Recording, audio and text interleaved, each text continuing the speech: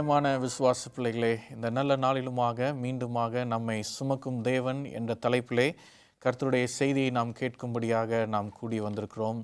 இந்த நாளிலும் பரலோகத்தின் தேவனுடைய வழிநடத்துதலும் அவருடைய கிருபைகளும் நம்மோடு தங்கியிருப்பதற்காக நாம் கண்களை மூடி நாம் ஜெபம் செய்து இந்த நாள் செய்திக்குள்ளாக நாம் கடன் செல்வோமாக.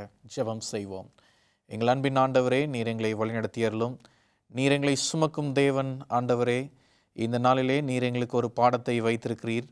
அதற்கான தலைப்பையும் நீர் எங்களுக்கு அறிமுகப்படுத்தி நீர் எங்களுக்கு ஒவ்வொரு பாடங்களாக கற்பித்து கொடுக்கும்போது அதை ஏற்றுக்கொள்ளும் விதத்திலே எங்களுடைய இருதயத்தை நீர் மாற்றியருளும். இயேசுவின் நாமத்தினால் ஜெபிக்கிறோம் எங்கள் நல்ல தகப்பனே, ஆமென்.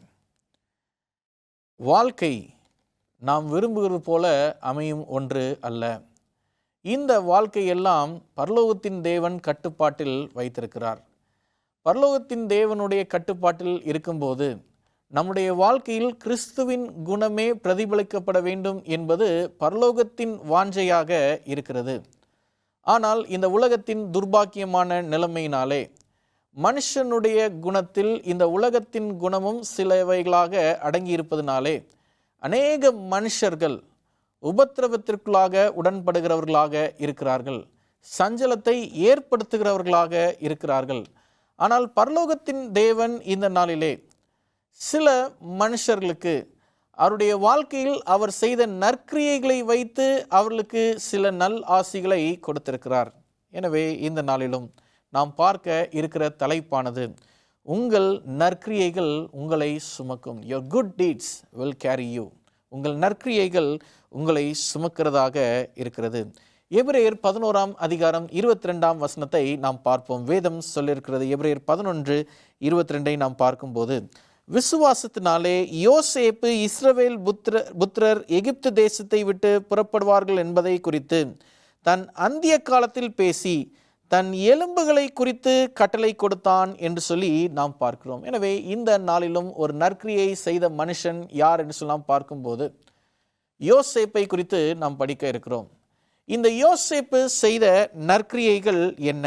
வேதம் சொல்லியிருக்கிறது, இந்த இஸ்ரவேல் ஜனங்கள் எகிப்தை விட்டு புறப்படுவார்கள் என்பதை குறித்து அவர் அந்திய காலத்திலேயே அவர் பேசி தன் எலும்புகளை குறித்து அவர் சாட்சி கொடுத்தவராக இந்த யோசேப்பை குறித்து வேதம் சொல்கிறது. சரி, இந்த யோசேப்பு எப்ப மரணம் அடைந்தார்? ஆதியாகமம் 50 அதிகாரத்திலே நாம் வாசிக்கும் போது 24 வசனம் தொடங்கி 26 வசனம் வரைக்கும் நாம் வாசிப்போம். வேதம் சொல்லியிருக்கிறது, யோசேப்பு தன் சகோதரரை நோக்கி, நான் மரணம் அடைய போகிறேன், ஆனாலும் தேவன் உங்களை நிச்சயமாய் சந்தித்து நீங்கள் இந்த தேசத்தை விட்டு தாம் ஆபிரகாமுக்கும் ஈசாக்குக்கும் யாக்கோபுக்கும் ஆணையிட்டு கொடுத்திருக்கிற தேசத்துக்கு போக பண்ணுவார் என்று சொன்னதும் அன்றி, தேவன் உங்களை சந்திக்கும் போது என் எலும்புகளை இவ்விடத்திலிருந்து கொண்டு போவீர்களாக என்றும் சொல்லி யோசேப்பு இஸ்ரவேல் புத்திரிடத்தில் ஆணையிடுவித்து கொடுத்தான் என்று சொல்லி நாம் பார்க்கிறோம். எனவே யோசேப்பு தன்னுடைய சகோதரிடத்திலே கடைசியாக பேசும்போது, தன்னுடைய மரணத்தை சந்திக்கும் நிலையிலே பேசும்போது, இஸ்ரவேல் ஜனங்களுக்கு ஆண்டவர் வாக்குத்தத்தம் பண்ணி கொடுத்த ஒரு தேசம் ஒன்று இருக்கிறது. ஆபிரகாமுக்கும் ஈசாக்குக்கும் யாக்கோபுக்கும் அந்த சந்ததியாருக்கும் ஆண்டவர் கொடுக்கிற அந்த தேசத்திற்கு உங்களை வழிநடத்தி கொண்டு செல்வார் என்று சொல்லி யோசேப்பு முன்பதாகவே அவர் தன்னுடைய சகோதரனிடத்திலே அதை குறித்து பகிர்ந்திருக்கிறார். 26 வசனம், யோசேப்பு 110 வயதுள்ளவனாய் மரித்தான். அவன் சுகந்த வர்க்கமிட்டு எகிப்து தேசத்திலே அவனை ஒரு பெட்டியிலே வைத்தார்கள் என்று சொல்லி நாம் பார்க்கிறோம். எனவே இந்த வேத வசனம் முடியும் போது இந்த யோசேப்பை அடக்கம் செய்தார்கள் என்று சொல்லவில்லை, பெட்டியில் வைத்தார்கள். யார் இந்த யோசேப்பு? எகிப்தின் பிரதமராக இருந்து தன்னுடைய வாழ்நாட்களை முடித்த இந்த யோசேப்பு, இவர் வாழ்க்கையில் இவர் செய்த நன்மைகள் என்ன? இவருடைய காலங்களில் அநேக நன்மைகள் இஸ்ரவேல் ஜனங்களுக்கும் அந்த கோத்திரத்தாருக்கும் உடையதாக இருந்தது என்று சொல்லி வேதாகம சரித்திரத்திலே நாம் வாசிக்கிறோமே. இந்த யோசேப்பை குறித்து இன்னும் வேதாகமத்திலே ஆங்காங்கே சில இடங்களிலும் சொல்லப்பட்டிருக்கிறது. இன்றைக்கு அவைகளை நாம் தியானமாக நாம் பார்க்க இருக்கிறோம். யோசுவாவின் புத்தகம் 24 அதிகாரம் 32 வசனத்தை நாம் வேதத்திலிருந்து நாம் பார்ப்போம். இஸ்ரவேல் புத்திரர் எகிப்திலிருந்து கொண்டு வந்த யோசேப்பின் எலும்புகளை அவர்கள் சீகேமிலே யாக்கோபு சீகேமின் தகப்பனாகிய எமோரியருடைய புத்திரரின் கையில் 100 வெள்ளிக்காசுக்கு கொண்ட நிலத்தில் பங்கிலே அடக்கம் பண்ணினார்கள். அந்த நிலம் யோசேப்பின் புத்திரருக்கு சுதந்திரமாயிற்று. ஆரோனின் குமாரனாகிய எலெயாசாரும் மரணமடைந்தான். அவன் குமாரனாகிய பிணைகாசுக்கு எப்ராயிமின் மலை தேசத்திலே கொடுக்கப்பட்ட மேட்டிலே அவனை அடக்கம் பண்ணினார்கள். எனவே இந்த யோசேப்பு அடக்கம் பண்ணப்படுகிறதுக்கான காலம் என்னன்னு சொல்லி பார்க்கும்போது, அந்த ஆதியாகமத்திலே அவர் மரணம் அடைந்தார். அங்கே மரணம் அடைந்த பிற்பாடு அவர் எப்போ அடக்கம் பண்ணப்படுகிறார் என்று சொல்லி பார்க்கும்போது, இந்த யோசுவாவின் காலத்தில் அவர் அடக்கம் செய்யப்படுகிறார். எனவே இந்த யோசுவாவின் காலத்திற்கும் இந்த ஆதியாகமத்திலே அவர் மரணத்தை சந்தித்த காலத்திற்கும் எவ்வளவு தூரம் இடைவேளை என்று சொல்லி பார்க்கும்போது, இஸ்ரவேல் ஜனங்கள் 400 வருஷங்கள் எகிப்தியரிடத்திலே அடிமைகளாக இருந்தார்கள். 40 வருஷங்கள் வனாந்திரத்திலே தன்னுடைய வாழ்நாட்களை கழித்திருந்தார்கள். எனவே 440 வருஷம் இந்த யோசேப்பினுடைய எலும்புகளை வைத்துதான் இந்த இஸ்ரவேல் ஜனங்கள் அவர்களுடைய நாட்கள் கடந்து சென்றது என்று சொல்லி நாம் பார்க்கிறோம். எனவே இந்த யோசேப்பினுடைய எலும்புகள் அந்த நாள் வரைக்கும் அது அடக்கம் செய்யப்படவில்லை. எனவே இந்த யோசேப்பினுடைய எலும்புகள் அடக்கம் செய்யப்படாமல் இருந்ததற்கான காரணம் என்ன? 3 முக்கிய பாடங்களை நாம் படிக்க போகிறோம். முதலாவது பாடம் என்னென்னு சொல்லி நாம் பார்க்கும்போது, உங்களை சுமக்கும் தேவன் உங்களுக்கு நினைவுபடுத்தக்கூடிய பாடம் என்னென்னு சொல்லி பார்க்கும்போது, இந்த உலகம் உங்களுக்கு நிரந்தரமானது அல்ல. This world is not permanent. இந்த உலகம் நமக்கான நிரந்தர ஸ்தலம் அல்ல. நாம் ஏற்கனவே அறிமுகம் செய்தது போல, இந்த யோசேப்பு எகிப்து தேசத்தினுடைய பிரதமராக இருந்து அவன் மரணத்தை சந்தித்தாலும் அவரும் இந்த உலகத்தில் தானே அடக்கம் செய்யப்பட வேண்டும் என்பது இயல்பு. எவ்வளோ பெரிய மாமனிதராக தோன்றினாலும், எவ்வளோ வல்லமைகளை நம்முடைய கட்டுப்பாட்டிற்குள்ளாக நாம் வைத்திருந்தாலும், ஒரு குறிப்பிட்ட காலத்தில் நாம் மரணத்தை சந்தித்துதான் ஆக வேண்டும். நாம் உலகத்தின் ஓட்டத்திலிருந்து நாம் ஓய்வெடுத்துதான் ஆக வேண்டும் என்பதுதான் உண்மையான ஒரு இயல்பு. எனவே இந்த யோசேப்பு நம்ம கற்றுக் கொடுக்கக்கூடிய முதலாவது பாடம் என்னன்னு சொல்லலாம் பார்க்கும்போது, இந்த உலகம் நமக்கு நிரந்தரமானது அல்ல. நற்கிரியைகளை செய்த இந்த யோசேப்பு, வேதம் சொல்லிக்கிறது பாருங்க, அந்த 50ஆம் அதிகாரம் ஆதியாகமம் 24, 25 ஆகிய வசனங்களை நாம் பார்க்கும்போது, யோசேப்பு தன் சகோதரி நோக்கி, நான் மரணமடைய போகிறேன், ஆனாலும் தேவன் உங்களை நிச்சயமாய் சந்தித்து, ஒரு நிச்சயத்தை வெளிப்படுத்துறாரு. ஆண்டவர் உங்களை நிச்சயம் சந்திப்பார்ப்பா. நீங்க இந்த தேசத்தை விட்டு தாம் ஆபிரகாமுக்கும் ஈசாக்குக்கும் யாக்கோபுக்கும் ஆணையிட்டு கொடுத்திருக்கிற தேசத்துக்கு போக பண்ணுவார் என்று சொன்னதும் அன்றி, தேவன் உங்களை சந்திக்கும் போது என் எலும்புகளை இவ்விடத்திலிருந்து கொண்டு போவீர்களாக என்று சொல்லி யோசேப்பு இஸ்ரவேல் புத்திரரிடத்தில் ஆணையிட்டு கொடுத்தான் என்று சொல்லி நாம் பார்க்கிறோம். எனவே ஆண்டவர் உங்களை சந்திக்கிற வரைக்கும் இந்த எலும்புகள் என்ன செய்யப்படணும்? உங்களோட இருக்க வேண்டும் என்று சொல்லி. தேவ ஜனமே, இந்த நாளிலே நாம் பார்க்கும்போது, இந்த உலகம் நம்முடையது அல்ல, இந்த எகிப்து நம்முடையது அல்ல, நாம் வைத்திருக்கிற இந்த பதவிகள் நம்முடையதல்ல. இது என்றைக்கோ ஒரு நாள் நம்மை விட்டு அகன்று செல்லதான் போகிறது. ஏனென்றால் இந்த உலகமும் நிரந்தரம் அல்ல, இந்த உலகத்தில் இருக்கிற நீங்களும் நானும் நிரந்தரமானவைகள் அல்ல. இதை யோசேப்பும் நமக்கு வெளிப்படுத்துகிறவராக இருக்கிறார். யோபு ஒரு இடத்துல சொல்றார், நான் நிர்வாணியாய் என்னுடைய தாயின் கற்பத்திலிருந்து நான் வருகிறேன், நான் நிர்வாணியாகவே நான் திரும்புகிறேன் என்று சொல்லி யோபு சொல்லுகிறதை நாம் பார்க்கிறோம். எனவே இந்த உலகத்தில் நாம் ஒன்று கொண்டு வந்ததும் இல்லை, நாம் ஒன்று கொண்டு செல்வதும் இல்லை. இப்படி இருக்கக்கூடிய உலகத்தில் தான் நாம் நன்மையை செய்கிறவர்களாக நாம் மாற வேண்டும். உங்களுடைய நற்கிரியைகளே உங்களை சுமக்கிற ஒரு பாதுகாப்பு பெட்டகமாக அமைகிறது. எனவே நம்முடைய வாழ்க்கையிலே நாம் செய்யக்கூடிய நற்கிரியைகள் நமக்கான நன்மையின் பாதையாக இருக்கிறது. 1 பேதுரு 2ஆம் அதிகாரம் 11, 12 ஆகிய வசனங்களை நாம் வேதத்திலிருந்து நாம் பார்ப்போம். வேதம் சொல்லுகிறது, 1 பேதுரு 2ஆம் அதிகாரம் 11, 12, பிரியமானவர்களே, அந்நியரும் பரதேசிகளுமாய் இருக்கிற நீங்கள் ஆத்துமாவுக்கு விரோதமாய் போர் செய்கிற மாம்ச இச்சைகளை விட்டு விலகுங்கள். நன்மை செய்ய வேண்டும் என்று விரும்புகிறவர்கள் முதலாக செய்ய வேண்டியது ஆத்துமாவுக்கு விரோதமான இச்சைகளை விட்டு நாம் விலகுகிறவர்களாக இருக்க வேண்டும். 12ஆம் வசனம் சொல்லுகிறது, புறஜாதிகள் உங்களை அக்கிரமக்காரர் என்று விரோதமாய் பேசும் விஷயத்தில் அவர்கள் உங்கள் நற்கிரியைகளை கண்டு அவற்றை நிமித்தம் சந்திப்பின் நாளிலே தேவனை மகிமைப்படுத்தும்படி நீங்கள் அவர்களுக்குள்ளே நல் நடக்கை உள்ளவர்களாய் நடந்து கொள்ளுங்கள் என்று உங்களுக்கு புத்தி சொல்லுகிறேன். நற்கிரியைகள், நல் நடக்கைகள் உடையவர்களாக நாம் இருக்க வேண்டும். தேவ ஜனமே, இந்த நாளில் நாம் கற்றுக்கொள்ளும் பாடத்திலே, your good deeds will carry you, உங்களுடைய நற்கிரியைகள் உங்களை சுமக்கும். வேதம் சொல்லுகிறது, உங்களுடைய நற்கிரியைகளை பார்த்து தேவனை அவர்கள் மகிமைப்படுத்த வேண்டும். உங்களுடைய நல் நடக்கை ஆண்டவருக்கு மகிமையை சேர்க்கிறதாக இருக்க வேண்டும். நீங்கள் நல்நடக்கையோடு இருக்கும்போது அந்த நல்நடக்கை பிறருக்கு புத்தி சொல்லுகிறதாக மாற வேண்டும். யோசேப்பின் குணங்கள் அப்படிப்பட்டதாய் இருந்தது என்று சொல்லி நாம் வேதத்திலே நாம் பார்க்கிறோம். எனவே இந்த யோசேப்பை குறித்து நாம் பார்க்கும்போது, இந்த போத்திபாரனுடைய மனைவி இந்த யோசேப்பை ஒரு தவறுதலான ஒரு உறவுக்குள்ளாக அழைக்கும் போது, இந்த யோசேப்பு சொன்ன ஒரு வார்த்தை என்னன்னு சொல்லி நாம் பார்க்கும்போது, இப்படிப்பட்ட ஒரு நல்ல தேவனுக்கு நான் இவ்வளவு பெரிய அநியாயம் செய்வது எப்படி?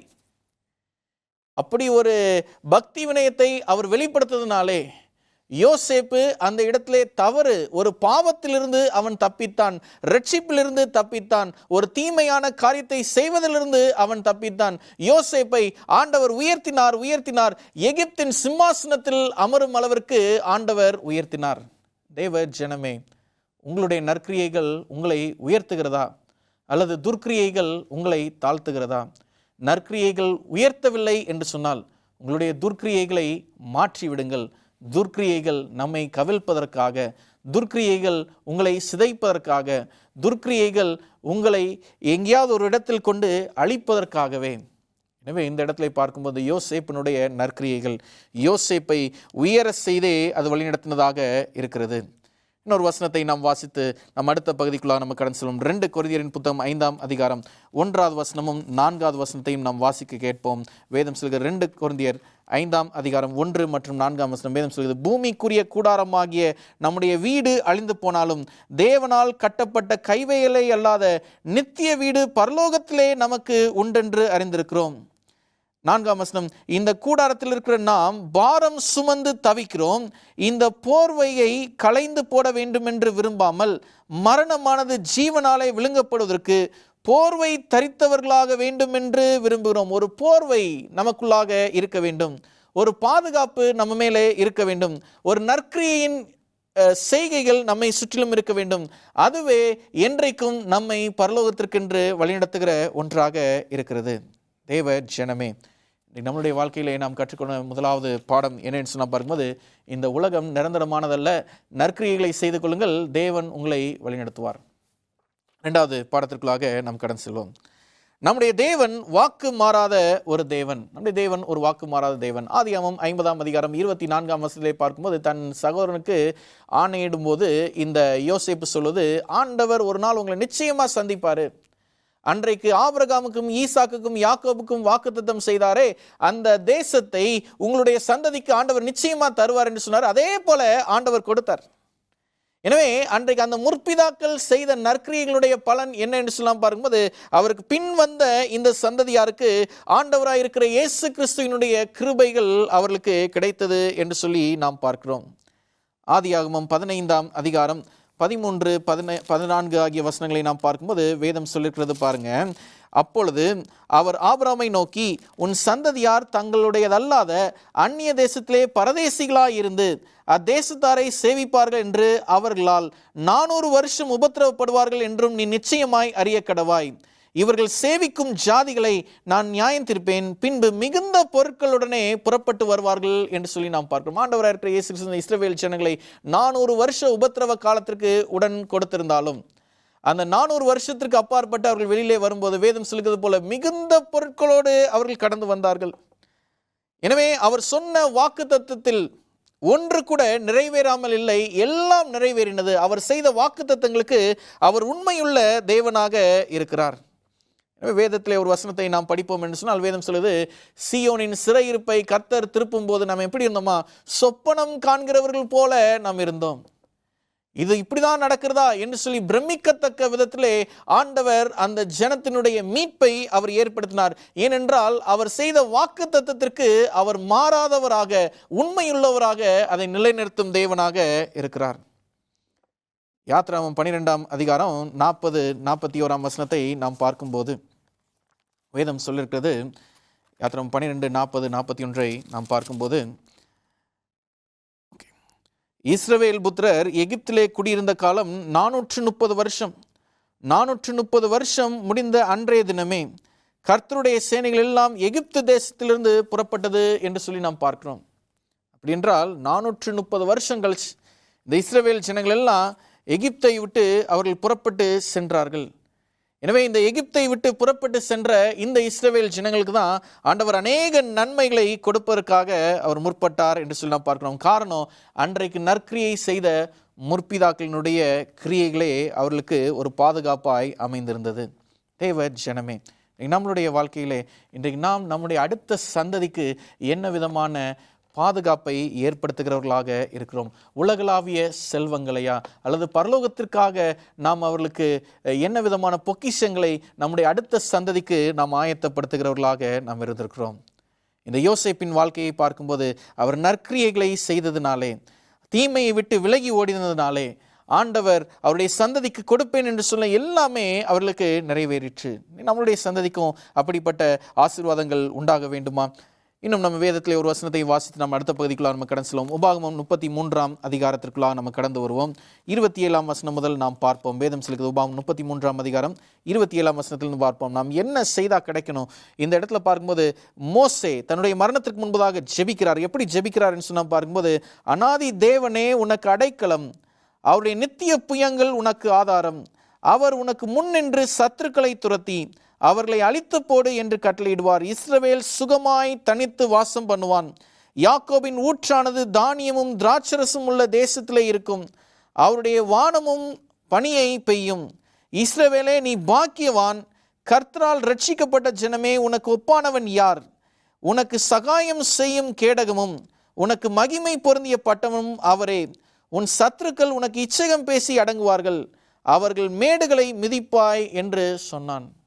ஆபிரகாமினுடைய மோசேயினுடைய ஜெபம், மோசேயினுடைய கடைசி ஜெபத்திலே ஆண்டவராய் இருக்கிற இயேசு கிறிஸ்துவினிடத்திலே வேண்டுதல் வைக்கும்போது இஸ்ரவேல் ஜனங்களை உயர்த்துவதற்காக அவர் ஜெபித்திருக்கிறார்.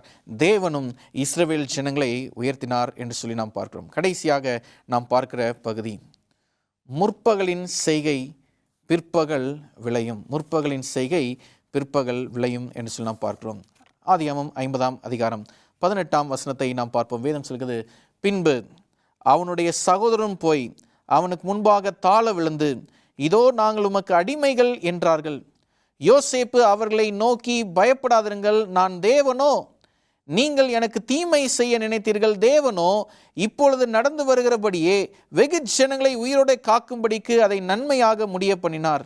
ஆதலால் பயப்படாதிருங்கள், நான் உங்களையும் உங்கள் குழந்தைகளையும் பராமரிப்பேன் என்று அவர்களுக்கு ஆறுதல் சொல்லி அவர்களுடைய பட்சமாய் பேசினான். இந்த யோசேப்பை தான் அவருடைய சகோதரர்கள்லாம் என்ன செய்தாங்க, தூக்கி அந்த தண்ணீர் இல்லா கிணற்றில் போட்டு அவனுடைய வஸ்திரத்தை கிழித்து தன்னுடைய தகப்பனத்திலே அவன் மரித்து போயிட்டான் என்று சொல்லி ஒரு செய்தியை சொல்லி இந்த யோசேப்பை அடிமையாக விற்று போட்டாங்க. இப்போ இந்த பஞ்ச காலத்தில் இந்த சகோதரர்கள்லாம் அடைக்கலம் புகுரும்படியாக வந்தாங்க. அந்த அடைக்கலம் கொடுத்தது இந்த சகோதரனாக இருக்கிற யோசேப்பு. இவன் யோசேப்பு என்று சொல்லி தன்னுடைய சகோதரர்கள்லாம் தெரிந்த உடனே அவனுக்கு முன்பதாக தாழ்த்தி தன்னை அடிமைகளாக ஒப்பு கொடுத்தாங்க. ஆனால் யோசேப்பு செய்தது என்ன என்று சொல்லி நாம் பாரும்போது, இல்லை இல்லை, நீங்கள்லாம் அப்படி செய்ய வேண்டாம், நான் தேவன் கிடையாது, நான் ஒரு யோசேப்பு, உங்களுடைய சகோதரன். முற்பகலின் செய்கை பிற்பகலில் விளையும். என்னைக்கோ ஒரு நாள் செய்த நன்மை, என்னைக்கோ ஒரு நாள் செய்த ஒரு கிரியை, அது என்னைக்கோ ஒரு நாள் ஒரு பலனை கொண்டு வருகிறதாக இருக்கிறது. யோசேப்பினுடைய வாழ்க்கையிலிருந்து நாம் கற்றுக்கொள்வது, யோசேப்பை அவமானமும் படுத்தினாங்க. அவனுடைய சகோதரர் சொப்பனக்காரன் என்று சொல்லி அவனை இகழ்ந்து பேசினார்கள். எல்லா விதமான சூழ்நிலையிலையும் கடந்து வருவதற்கு துணிந்து வந்த இந்த யோசேப்பு அதிசயமான முறையிலே அவர் பாதுகாக்கப்பட்டார். அவரால் மக்களும் பாதுகாக்கப்பட்டார்கள். மக்களும் நன்மையை பெற்றவர்களாக இருந்தார்கள். கலாத்தியர் நிருபம் 6ஆம் அதிகாரம் 7வது வசனத்தை நாம் வாசிப்போம். வேதம் சொல்கிறது, மோசம் போகாதிருங்கள், தேவன் தம்மை பரியாசம் பண்ண ஒட்டார், மனுஷன் எதை விதைக்கிறானோ அதையே அறுப்பான். எனவே யோசேப்பு பகையை விதைக்கல, யோசேப்பு துர்குணத்தை விதைக்கல. வேதமும் சொல்லியிருக்கிறது, மனுஷன் எதை விதைக்கிறானோ அதையே விதைப்பான். முற்பகலின் செய்கை பிற்பகலில் விளையும். எனவே நற்கிரியைகளை விதைக்கிறவர்களாக நாம் மாறுவோமா? மேஃபிபோசேத் நம்ம எல்லாருக்குமே தெரியும். இந்த மேஃபிபோசேத் தன்னை வேதத்திலே சொல்லும்போது தான் ஒரு செத்த நாயாக இருப்பதாக அவர் தன்னை வர்ணித்திருக்கிறார். ஆனால் இந்த மேஃபிபோசேத்தை ஆண்டவர் எங்கே கொண்டு வைத்தார் என்று சொன்னால் பார்க்கும்போது, ராஜா உண்ணும் உணவறையிலே ராஜாவுக்கு அடுத்த ஸ்தானத்தில் அமர்ந்து உண்ணும்படியாக இந்த மேஃபிபோசேத்தை ஆண்டவர் உயர்த்தினார். எனவே அவனுடைய முன் தலைமுறையிலிருந்து செய்தவர்களுடைய அந்த நற்கிரியைகளுக்காக இந்த மேஃபிபோசேத்துக்கு ஆண்டவர் இரக்கம் பாராட்டினார். யோசேப்புக்கு முன்னாடி இருந்த முற்பிதாக்கள் செய்த நன்மைக்காக ஆண்டவர் அவர்களுக்கு ஒரு நன்மையை கொடுத்திருக்கிறார். ஒரு வேத வசனத்தை நாம் வாசித்து நாம் நிறைவு செய்வோம்.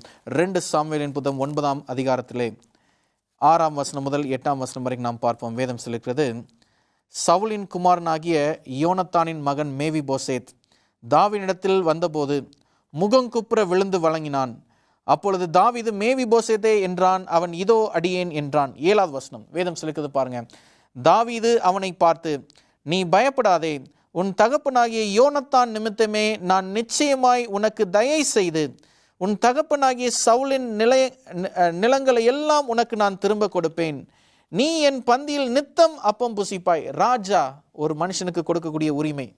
8ஆவது வசனம் சொல்லியிருக்கிறது, அப்பொழுது அவன் வணங்கி, செத்த நாயை போல் இருக்கிற என்னை நீர் நோக்கி பார்க்கிறதற்கு உமது அடியான் எம்மாத்திரம் என்றான். எங்கள் அன்பின் விசுவாச பிள்ளைகளே, இந்த நாளிலே உங்களுடைய இருதயத்திலே ஆண்டவருடைய வசனத்தை நாம் கேட்டிருக்கிற வேளையிலே, இன்றைக்கு நம்மளுடைய செவிகளில் நாம் கேட்ட வார்த்தை, உங்களுடைய நற்கிரியைகள் உங்களை சுமக்கும்.